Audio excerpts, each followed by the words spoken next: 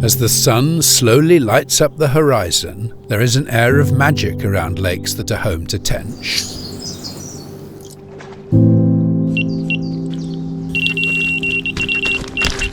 Mornings don't get much more special than this. The British countryside is filled with pockets of mesmerising wildlife, and this small window at first light is the greatest time to see it all. Welcome to Farnham Angling Society's Mill Lane Fishery on the outskirts of Yateley.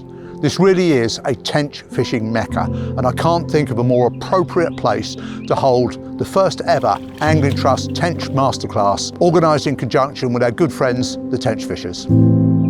The Tench Masterclass raises vital funds for the work of the Angling Trust.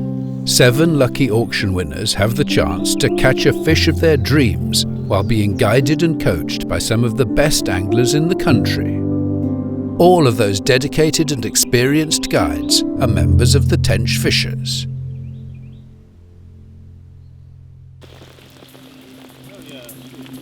The first day arrived, and as forecast, heavy rain began. Huddled under a gazebo, the anglers distributed bait before swapping stories of previous captures and tips on how to approach swims. With the anglers retiring to their bivvies, the question on everyone's minds was the same. Would the change of weather turn the fish on the feed?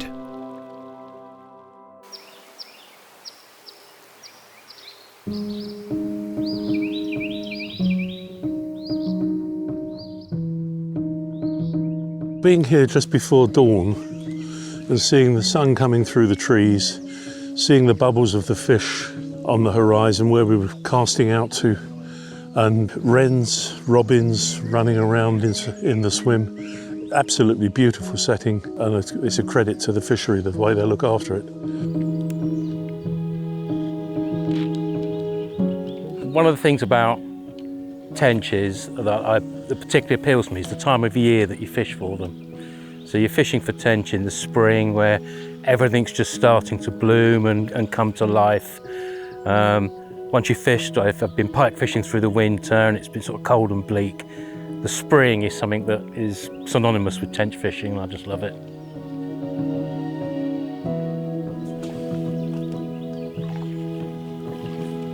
Look at there, my man.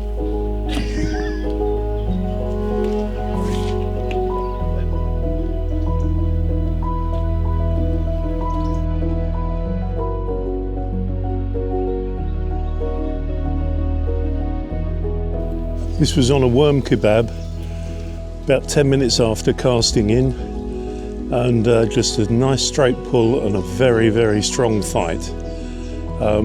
Lovely fish, beautiful, and it's a personal best for me. 8 pound 8 ounces, so I'm absolutely delighted.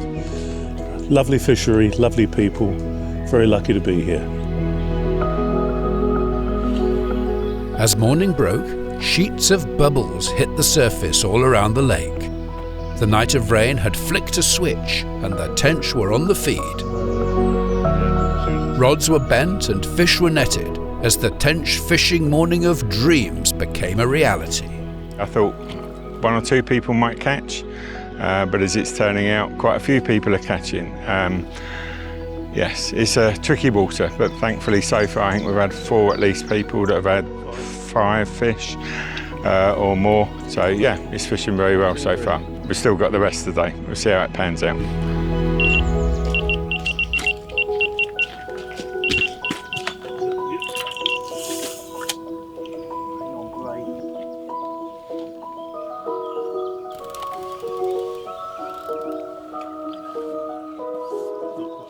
With bites coming thick and fast, we asked the Tenchfishers, what are the 3 things that make a successful tench angler?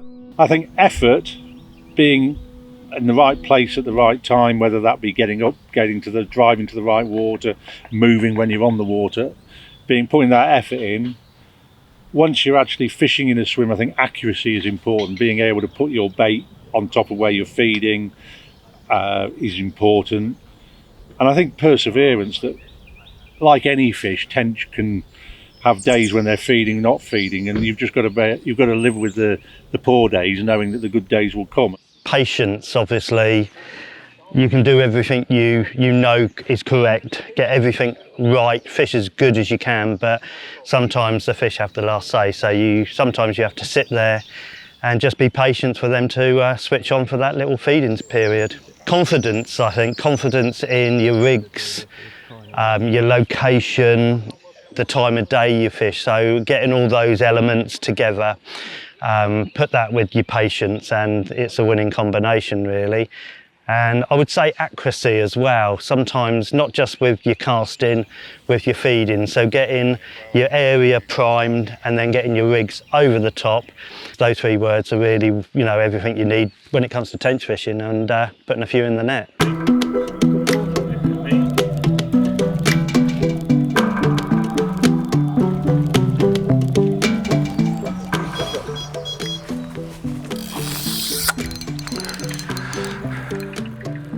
What do I think of tench here?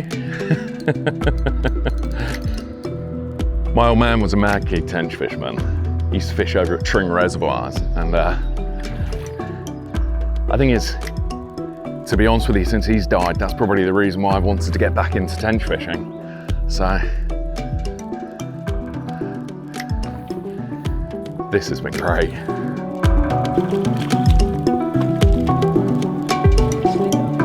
So far, in the last hour and a half, we've had a foul hook tench, a lost tench underneath the rod tip, a landed tench, which is in the net, and the left rod, about 25 minutes ago, flew off with what we're guessing is a 25-pound-ish grass carp. It's been a weird old session, but great fun. It's exactly as I planned. I put my order in, and yeah, it's good. So the next one will be a 9-pound tench. I'm confident. Male was caught on a worm kebab, and we've got a slightly popped up maggot feeder for the female.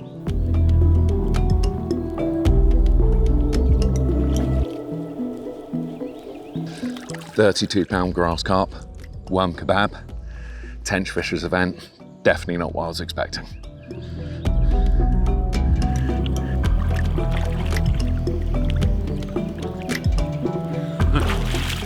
I think outside the box, that counts as one nugget, I think. You can always be thinking laterally, always be thinking what if. I think efficiency catches a lot of tench. The more time your rod is on the spot in the water, the less time you're fiddling about on the bank, the more time you're paying attention.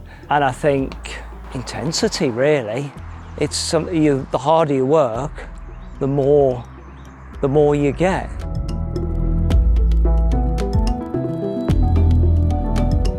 My daughter, when she first see a tench, she was blown away with its beauty. It's the red eyes, the greenness, and yeah, slimy, Dad, slimy fish. And she said, Dad, that fish is magic. To say magic, yeah, that summed it up in one word, didn't it? Not free, magic. Yeah. I love the thump of the tail when you're playing them in. That thump, thump, thump, thump, thump. Beautiful. From the first one that I ever caught, I remember seeing it. It was a little bar of soap, nice teddy bear eyes, lovely green, little tiny things, and I fell in love with them from then. As the light drifted away, the moon sat high in the sky. With over 40 tench landed in just one day, everyone realised they had been part of something very special.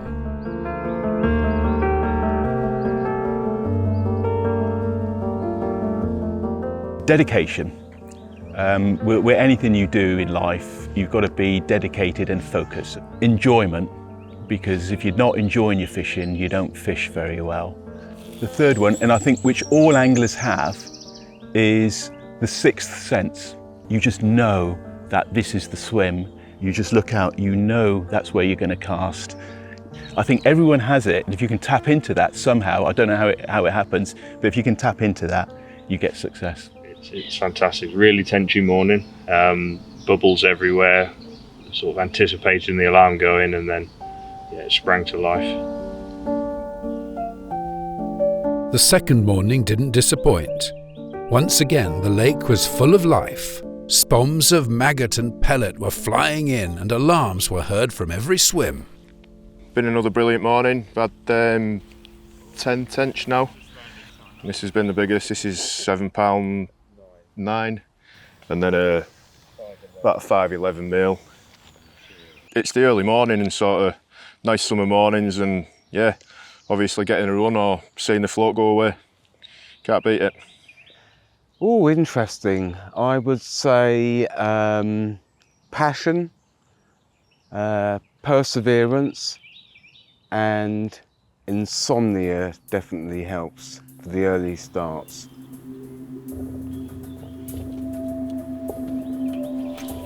The morning was far from over. The lake had one more surprise up its sleeve. The roar from an alarm and a rod bent in half had everyone questioning what the next fish was.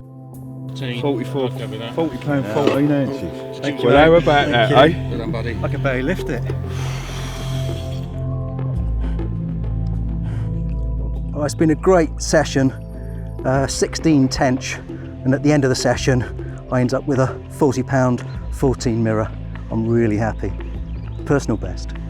The Tench Fishing the Future campaign that the Angling Trust are running alongside the Tench Fishers is all about inspiring clubs right around the country to think to themselves, could we have our own tench fishery? The fishing we've had here this weekend is amazing, and we want to see fishing like this available right around the country. We're inspiring people and we're educating those clubs about how they can go about setting up their own fantastic tench fishery. But why is it important for an organisation like the Angling Trust to exist? Di Gribble, arguably the most successful tench angler of modern times, gave us his thoughts. I think it's important that we've got an organisation that can represent anglers as a whole, because individual anglers can't go and have discussions with departments of environment or departments of the Treasury. Obviously there will be some things that not everybody agrees with, but I'd hope that anglers can focus on the bits that they do good, the 90% that they do agree with, and use that to give them support rather than use the little bits that, oh, I don't go match fishing, so I don't want to be part of the Angling Trust because they organise matches. Well, that's just one part of what they do. Mill Lane is by no means an easy water. A staggering 86 tench were landed over the course of 2 days, with the biggest being £8 15 ounces. The ultimate showcase of why tench fishing is something we as anglers must fight to preserve for the future.